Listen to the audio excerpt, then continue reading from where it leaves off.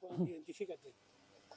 Bueno, mi nombre es Juan Pinilla, soy cantador de flamenco, también me he dedicado a algunas cuestiones del periodismo, aunque en mi inicio fui albañil con mi padre.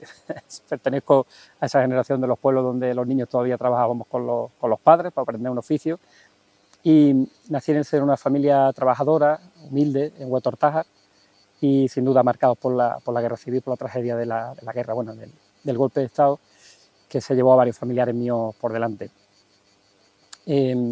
Con el advenimiento de la democracia, mis padres, varios de mis tíos, participaron en células clandestinas y mi familia siempre ha estado vinculada a la lucha. Quizás lo más paradigmático fue el asesinato de mi bisabuelo, que fue el último alcalde republicano de Huetortájar, Rafael Molina Manta. Sus hijos han vivido hasta hace muy poco, ya solo quedan dos, mi abuela, Rafaela, que se llama en honor a su padre, que tiene ya 93 años para 93, y una hermana de ella que ya está con Alzheimer. Pero mi abuela sí vivió lo suficiente después de haber luchado toda una vida. Nunca habló de venganza, nunca habló de nada, simplemente lo que quería es saber dónde estaba su padre. E intuía, sin tener estudios ninguno, porque no pudo tener, intuía que a su padre le habían hecho algo. Nunca le dijeron que fuera un fusilamiento, porque efectivamente no fue un fusilamiento, fue tremendamente vil y cruel, y gracias a compañeros de asociaciones memorialistas de Madrid, después de una ardua lucha de tarea, de búsqueda en tantos y tantos archivos, conseguimos dar con su paradero en la fosa común, en la misma en la que reposan las 13 Rosas en Madrid, donde hay tantos cientos y cientos de cuerpos en el cementerio del Este. A mi bisabuelo se lo llevaron a Madrid, él cumplía condena. Fíjate, es curioso porque encontramos un testimonio valiosísimo, que a mí me pone el vello de punta, de más de 50 falangistas de Huetortájar, pidiéndole en una carta, porque también hubo solidaridad, también hay que contarlo, ¿por qué no? Máxime cuando sabían que el alcalde se había interpuesto para que no hubiera fusilamiento en el pueblo. No se pudo evitar que hubiera algunas muertes, pero creo que fueron 2 o 3, ¿no? En el pueblo, como en toda Granada, apenas hubo guerra, lo que hubo represión. Y estos 50 falangistas pedían a Valdés, el mismo que ordenó asesinar a Federico, por orden de Queipo de Llano, que todo hay que explicarlo, que lo liberara porque había sido un hombre bueno. Utilizaban estas palabras, pero no hubo clemencia. Se lo llevaron una noche a la cárcel de Yesería, en Madrid, bajo el subterfugio de que lo tenían que operar de una hernia, que los familiares ninguno sabían de dónde venía aquello. Y el único testimonio que recabaron mi bisabuela y mi abuela, que fueron andando desde Huetortájar hasta Brácana, un pueblo que está a unos 15 kilómetros más o menos, era que él había salido de la operación, pero ya había salido mal y no tenía, es decir, la herida no era en el abdomen, era una herida en la cabeza. Claro, cuando ya manejamos estos datos, los compañeros de la memoria histórica de Madrid, viendo que había pasado por Yesería con el subterfugio de una operación, era exactamente igual, los mismos procedimientos que los otros 300 casos que hay documentados de lobotomías. Sabéis que eso es una práctica que utilizaron los médicos nazis, Mengele, especialmente, y aquí las operaciones las dirigió Vallejo Nájera, ese sádico, y entre otras muchas cosas hicieron pues lobotomía. Así acabaron con la vida de mi bisabuelo, que fue un hombre bueno, además a tenor, claro, los familiares siempre decimos esto, pero a tenor de los documentos que hemos encontrado, pues se corrobora lo que decía mi abuela. Un hombre que aprendió a escribir y a leer, tiene una letra preciosa, escribió unas cartas de amor a mi bisabuela. Yo tenía los 5 hijos desde la cárcel, una letra que yo he intentado emular a lo largo del tiempo, y con una sensibilidad especial. Él les daba clases de matemáticas a sus hijos, les decía que leyeran, que estudiaran, porque la cultura era lo que le iba a hacer libre, y el pobre no pudo verlo, ya entró en la cárcel y de ahí ya se lo cargaron. ¿Hay ADN de él? No, porque muchos de los cuerpos, por lo que hemos sabido después, muchos fueron triturados para que cupiesen más con el paso del tiempo, porque la represión no paró, y en aquella fosa común siguieron echando, y por lo que sabemos, cuando pasaron los años trituraron a muchos de los cuerpos que hay allí. 8.000 creo que dicen, ¿no?, las asociaciones que puede haber en la gran fosa del cementerio del Este. Pone fosa de caridad, una especie de, en fin, una manera de llamarlo burda, porque no era una fosa, era fosa común. Y allí lo enterraron con 8 o 10 cuerpos y luego pasó a la fosa común donde están, como digo, las 13 rosas. No se conoce nada, no se conoce nada más de él. No hemos podido investigar nada, solo sabemos que le tienen varias palizas en la cárcel, a pesar de que era un ejemplar, de que era un preso ejemplar.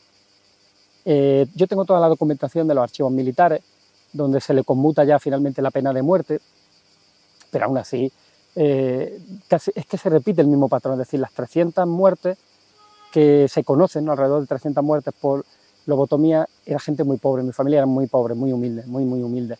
Y supongo que ellos de alguna manera verían que no iban a poder reclamar los cuerpos ni ir a por ellos, en fin. En cualquier caso, se cebaron con la gente más pobre. ¿Hubo represalias con el resto de la familia? Por esa parte no. Mi bisabuela tuvo que, pues imagínate, una mujer sola se tuvo que enfrentar a un mundo. Fue una mujer muy valiente, mi bisabuela Carmen Ortega Ortiz. Fue una mujer muy valiente, se enfrentó y sacó adelante a 5 hijos.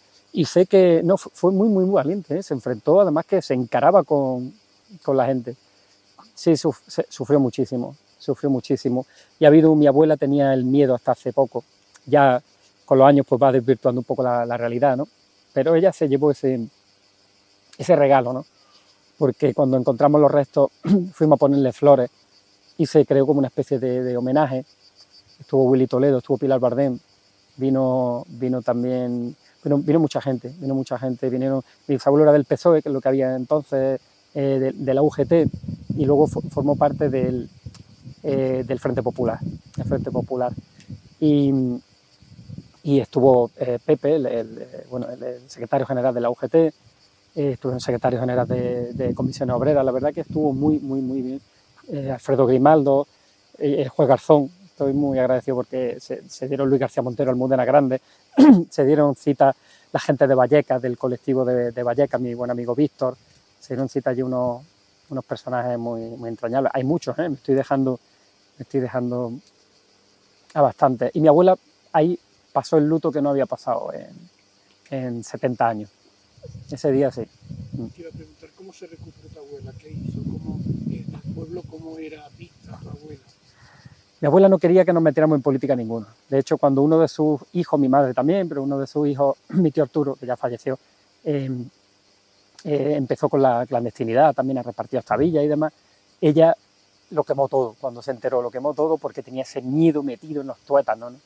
Antes hemos escuchado, nos encontramos en Vilna, al lado de la fosa común de Federico García Lorca y de miles de víctimas, y hemos escuchado al alcalde de Vilna decir que la gente aquí en Vilna todavía tenía miedo a hablar de lo que pasó aquí, porque les echaron la culpa a ellos, y ellos no tenían culpa, los traían desde Granada, los traían aquí por orden del gobierno militar.